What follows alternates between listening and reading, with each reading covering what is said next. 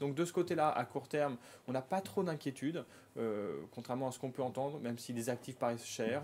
On est moins inquiet du côté des États-Unis que du côté de la Chine, qui a soutenu sa croissance en fait à coup d'endettement et à un niveau d'endettement qui est absolument gigantesque aujourd'hui. Donc ce que vous dites, c'est qu'il va y avoir un bras de fer entre d'éventuels problèmes chinois et la bonne santé qu'on espère de l'économie américaine, et que c'est là que ça va se jouer?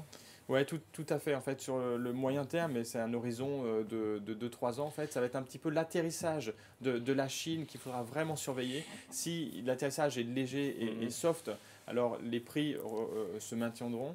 Il est hard, comme on dit, là, ça peut descendre beaucoup plus. On va nous dire, on parle souvent de l'assurance vie, mais l'assurance vie reste l'alternative finalement au patrimoine immobilier, surtout pour les gens qui veulent avoir des revenus tout au long de l'année, qui veulent éventuellement avoir des revenus complémentaires.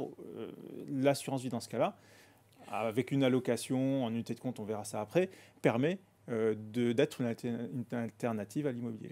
C'est un produit plutôt haut de gamme, encore une fois, pour des clients qui sont déjà bien diversifiés. Dans l'assurance vie, on en parlait, dans l'immobilier, bien évidemment, dans les valeurs mobilières, dans les produits structurés.